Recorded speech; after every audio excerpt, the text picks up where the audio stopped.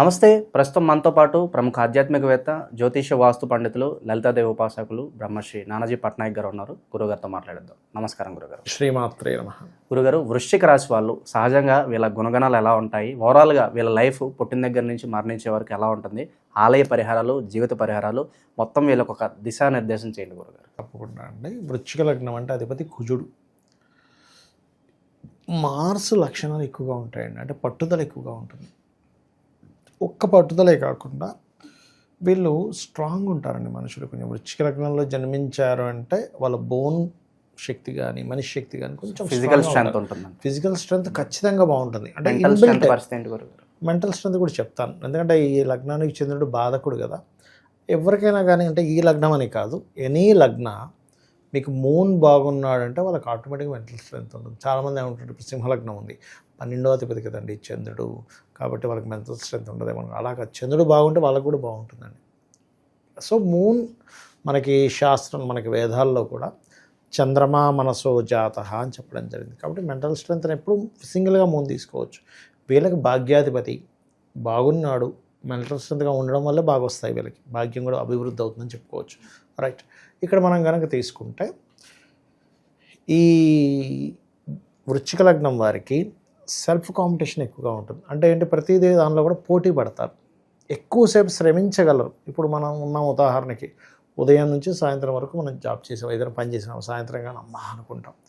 2 days చేయగలరండి వీళ్ళు కంటిన్యూస్గా. Challenges accept ఇష్టపడతారు, ఖచ్చితంగా ఇష్టపడతారు ఛాలెంజెస్. రెండోది బాగా కాంపిటేటివ్గా ఉంటారు. చిన్న చిన్న విషయాల్లో కూడా కాంపిటీషన్ ఉంటుంది. అంటే ఎలా అంటే, చిన్న ఎగ్జాంపుల్ చెప్తా, అదేదో పెద్ద బిజినెస్ చేయాలని రూల్ లేదు.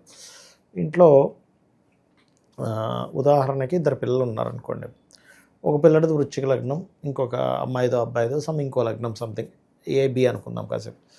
ఆ అబ్బాయికి ఏదో ఎక్స్క్యూజ్ చేసాం మనం, ఉదాహరణకి బి అనే వృశ్చిక లగ్నం ఒకరిది ఏ, బి అనేది ఇంకో లగ్నం.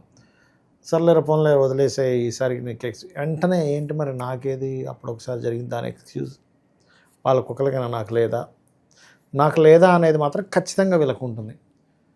ఒకటి కాంపిటీషన్, అంటే ప్రతి దాంట్లో కాంపిటేటివ్గా ఉంటారు. అదొక రకంగా మంచిదే. వీళ్ళు మార్కెట్లో ఉంటే వీళ్ళని మేము కాంపిటీషన్ తట్టుకోవడం కూడా కష్టం. శక్తి అలాగే ఉంటుంది, పోరాడడం అలాగే ఉంటుంది వీళ్ళకి. అంటే కుజుడు లక్షణాలు బలంగా ఉంటాయి వీళ్ళకి. అంటే ఏదైనా సరే ధైర్యంగా స్టెప్ తీసుకోగలుగుతారు, భయపడరు అంత తొందరగా వీళ్ళు. Daring is most daring. కొంచెం గుప్తంగా ఉండడానికి ఇష్టపడతారు. స్కార్పియో అంటేనే కొంచెం గుప్తంగా ఉండడం. సో స్కార్పియో కానీ కుంభం కానీ కొంచెం గుప్తంగా ఉండే లక్షణాలు అధికంగా ఉంటాయి వీరికి. సో ఇవి వీళ్ళ లక్షణాలు. వీళ్ళు ఎంత గుప్తంగా ఉంటేనే మంచిది కూడా వీళ్ళకి. ఎప్పుడు కూడా మన లగ్నం ఏదో ఆ లగ్నానికి సంబంధంగా వ్యక్తి ఆ వ్యవహారాలు చేస్తుంటేనే బాగుంటుంది.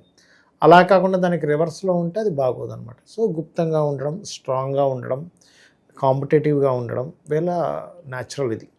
ఇక వీళ్ళకి ఫైనాన్షియల్ ఇవి కనుక చూసుకుంటే ఎక్కువగా వీళ్ళకి టీచర్స్ ఎక్కువగా ఉంటుంది. ధనుర్లగ్నం మీకు వృశ్చిక లగ్నంలో ఎక్కువగా టీచర్స్ ఎక్కువగా ఉండడం, ఆడిటింగ్ చేసే వాళ్ళు ఎక్కువగా ఉండడం. అయితే ఇక్కడ మనకి ఎప్పుడు కూడా ఎందులో మీకు ఎక్కువ ధనం వస్తుంది, మీకు జనరల్గా ఒక జాబ్ చేసుకొని వెళ్ళిపోవడం ఈజ్ డిఫరెంట్. కానీ మీరు ఒక కోటీశ్వరులు అవ్వాలి లేదా బాగా ధనవంతులు అవ్వాలంటే సెకండ్ లార్డ్ ఏ కాంబినేషన్లో కలిసాడో చూసుకోవాలంటే ఈ జూపిటర్ వెళ్ళి ఎవరికి ధనయోగాన్ని ఇచ్చే దాంట్లో ఉన్నాడు. చాలామందికి తెలియని విషయం ఏంటంటే, ధనయోగం ఉండడం ఒక ఎత్తు, ఆ ధనయోగం ఉండేటువంటి జాబో బిజినెస్ చేయడం అది జ్ఞానం. ఇప్పుడు మీకు ఉదాహరణకి ఇదే ధనుర్లగ్నం వాళ్ళకి ఓన్ హౌస్లో ఉన్నాడు జూపిటర్ వెళ్ళి, అంటే ఇన్ సెన్స్ పంచమ స్థానంలో ఉన్నాడు లేదా సెకండ్ హౌస్లో ఉన్నాడు. అప్పుడు వీళ్ళు ఆడిటింగ్ ఓన్ ప్రాక్టీస్ చేసుకుంటే అద్భుతంగా ఉంటుంది. అలా అని ఇప్పుడు ఆ జూపిటర్ పాడైపోయాడు 2లో ఉండి, వీళ్ళు చేసిన పెద్దగా యోగం రాదు. ఇక్కడ ఏంటంటే చిన్న ఎగ్జాంపుల్ చెప్తాను నేను మీకు, ఇంకా క్లియర్గా అర్థం అవ్వడానికి. ఇప్పుడు ఒక ప్రోడక్ట్ ఉందండి, ఒక ప్రోడక్ట్ ఉంది. ఈ ప్రోడక్ట్ని పిల్లలు కొనుక్కునే ప్రోడక్ట్ అనుకుందాం కాసేపు. దీన్ని తీసుకెళ్ళి మనం ఏ కూరగాయల మార్కెట్లోనో ఇంకెక్కడో అమ్ముతున్నాడు, ఏదో సమ్ ప్లేస్లో అమ్ముడుబాట్లో. కానీ అదే ఒక స్కూల్ ముందు అమ్మితే, పిల్లలు వదిలే టైంకి అమ్మితే, వదిలే టైంకి అక్కడికి వెళ్ళి వాడు ఆ బండి పెట్టుకుంటే వెంటనే అమ్ముడుపోతుంది. కరెక్ట్ ప్లేస్, కరెక్ట్ లొకేషన్, మనకి correct time is most important. అట్లాగే ఎప్పుడు కూడా మన జన్మజాతకంలో ప్రతి జాతకుడి జాతకంలోనే ధనయోగం అనేది ఉంటుంది. ఇంకా అందులో డౌట్ లేదు, ఎందుకంటే ధనయోగం లేకుండా ఎవరు పుట్టరు.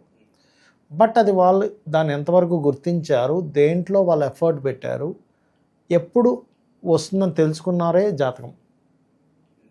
సో వీళ్ళకి ఏంటంటే ధనయోగం ఇట్ సెల్ఫ్ గురువైనందుకు కొంచెం అందరికంటే అదృష్టం ఎక్కువగా ఉంటుంది వీళ్ళకి చెప్పాలంటే, ఎందుకంటే గురువే ధనయోగాన్ని ఇచ్చేటప్పుడు ఇట్స్ గుడ్. అయితే వీళ్ళకి ఏంటంటే సంతానం కలిగినప్పటి నుంచి కూడా ఇంప్రూవ్మెంట్స్ పెరుగుతాయి. బట్ ఆ సంతాన కారకుడు జూపిటర్ పాడవ్వకూడదు. పాడైతే ఏమవుతుందంటే ఫస్ట్లో కొంత ఇబ్బంది వచ్చి దాని తర్వాత ఇంప్రూవ్మెంట్స్ వస్తాయి జూపిటర్ కనుక పాడైతే.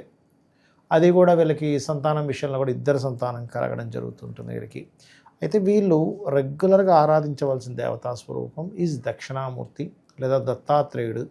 దత్తపారాయణం చేస్తుంటారు, ఖచ్చితంగా బాగుంటుంది. వీళ్ళ పూర్వజన్మ కర్మలు తగ్గుతాయి. అయితే వీళ్ళకి పూర్వజన్మ రూల్ చేసేవాడు ఎవరు వృశ్చిక లగ్నానికి అంటే వీళ్ళకి బుధుడు అండి.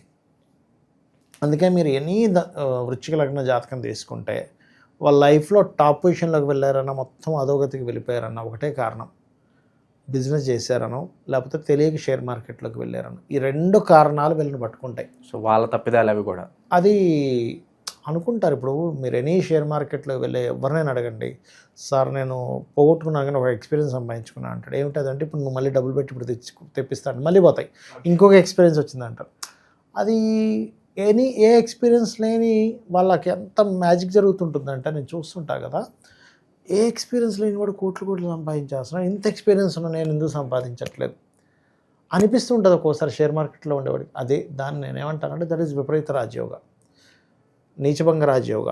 విపరీత ధనయోగాస్ ఉంటాయి కొంతమందికి, వాళ్ళకి ఎక్స్పీరియన్స్లు ఏమక్కర్లేదు, ఇలా వస్తారు అలాగా అయిపోతుంటుంది. ఇప్పుడు మీరు ఎందుకంటే ఇప్పుడు సీనియర్ ఎన్టీ రామారావు గారు ఉన్నారు, సినిమాల్లో ఉండి టక్కని రాజకీయ పార్టీ పెట్టి టక్కని సీఎం అయిపోయాడు.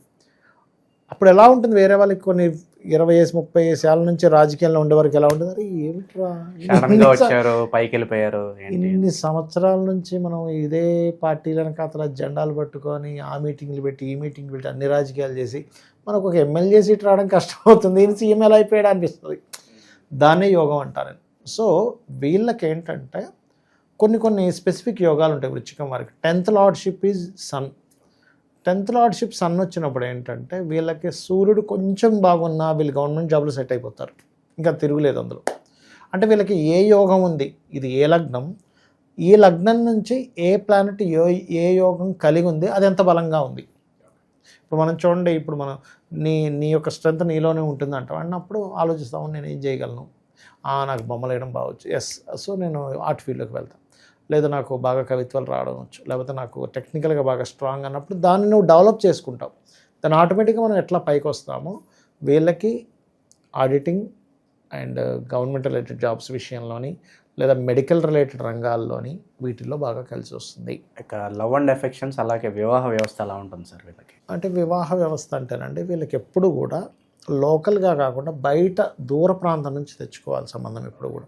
సో మనూరు అమ్మాయి కదా అని చెప్పి కలుపుకోవడం అంత శ్రేయస్కరం అయితే కాదు. ఎందుకంటే అమ్మాయి కావచ్చు అబ్బాయికి కావచ్చు, ఇది 7th and 12th లార్డ్షిప్ ఎప్పుడైతే వీనస్కి వస్తుందో ఎప్పుడు కూడా అలా వచ్చినప్పుడు ఏం చేయాలంటే, ఒకటి వీళ్ళ జీవిత భాగస్వామి, ఒక అమ్మాయికి వివాహం చేసాం వృశ్చిక లగ్నం వారికి, ఈ అమ్మాయికి వివాహం తర్వాత దూరంగా వెళ్ళడం కానీ, అంటే ఏ ఎగ్జాంపుల్ ఎక్కడ దూరం అంటే మరి ఫారిన్ కంట్రీస్ వెళ్ళక్కర్లేదు, బాంబేలో వివాహం జరిగింది హైదరాబాద్ వచ్చేసారు, లేదా వైజాగ్లో జరిగింది హైదరాబాద్ వచ్చారు, లేదా హైదరాబాద్లో జరిగింది బెంగళూరు వెళ్ళిపోయారు, ఇట్స్ గుడ్, ఇంకా అందులో తిరుగులేదు.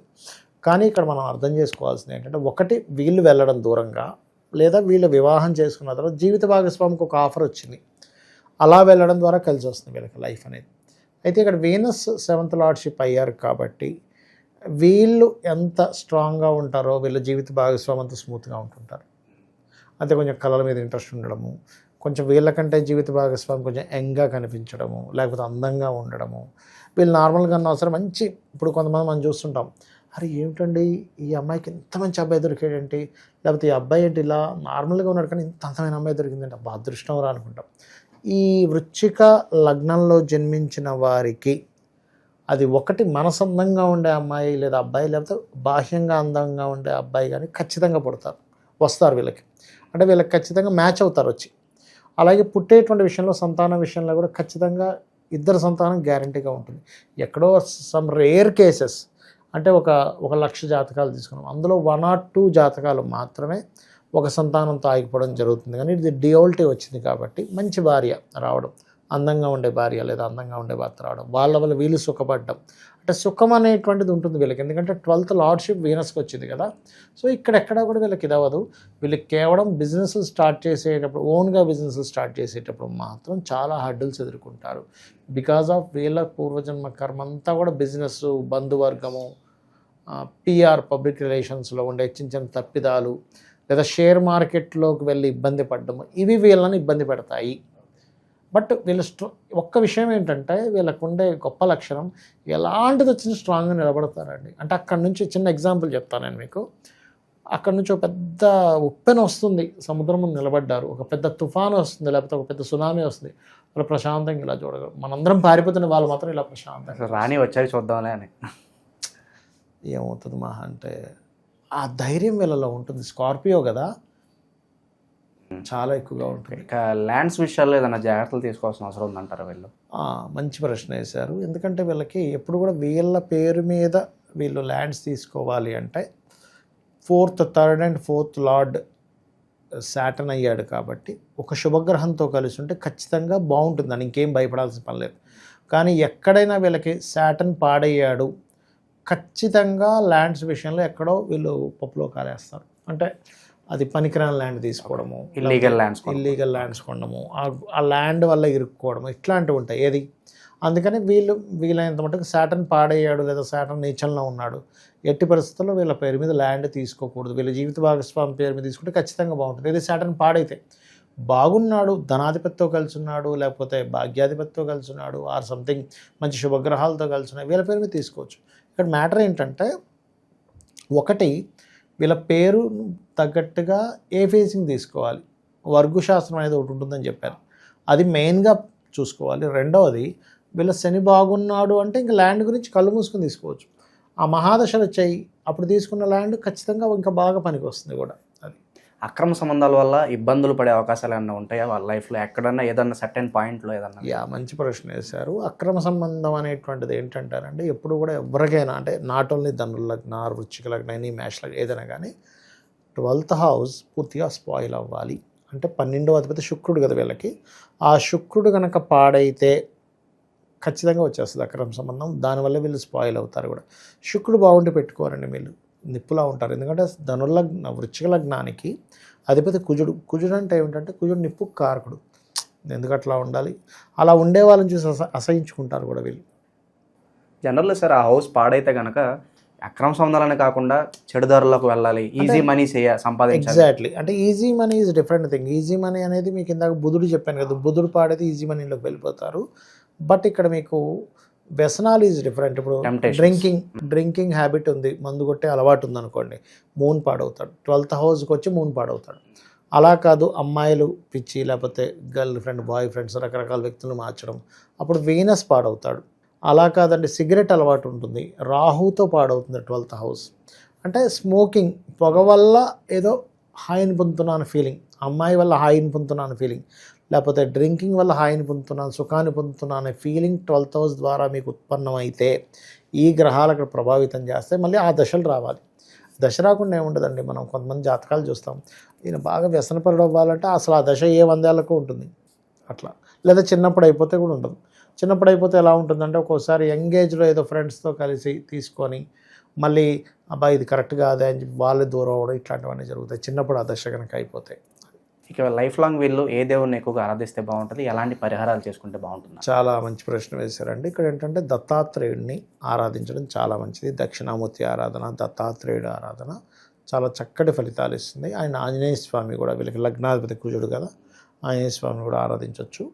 అయితే ఇక్కడ ఏంటంటే చంద్రుడు బాధకుడు అయినందుకు సమ్ టైమ్స్ మదర్ వల్ల ఎక్కువ ఇబ్బంది కూడా పడతారు వీళ్ళు. అయితే అది ఉండే స్టార్ మీద కూడా ఆధారపడి ఉంటుంది. ఆరుద్ర నక్షత్రం, లేకపోతే 6th లార్డ్షిప్ ఉండేటువంటి నక్షత్రాల్లో, 6th హౌస్లో ఉండే ప్లానటరీ నక్షత్రాల్లో ఉన్నప్పుడు కూడా ఇబ్బంది పడతారు వీళ్ళు. సో ఏమాత్రం చిక్కుల్లో పడకుండా నిత్యం మనం చేసే పనుల్లో అనుకూలత రావడానికి ఏదన్నా మంత్రం ఉంటుందా నిత్యం మనం జపించుకోవడానికి? వీళ్ళకి ఒకటేనండి, చంద్రుడు బాధకుడు అయినందుకు వీళ్ళకి కొంచెం మెంటల్గా కొంచెం ఏదైనా ఇబ్బంది వచ్చింది అంటే కనుక సహజంగా వీళ్ళు న్యాచురల్గా స్ట్రాంగ్ అని చెప్పుకున్నాము. ఓం అష్టమి చంద్ర విభ్రాజ అలికస్థల శోభితాయ నమః.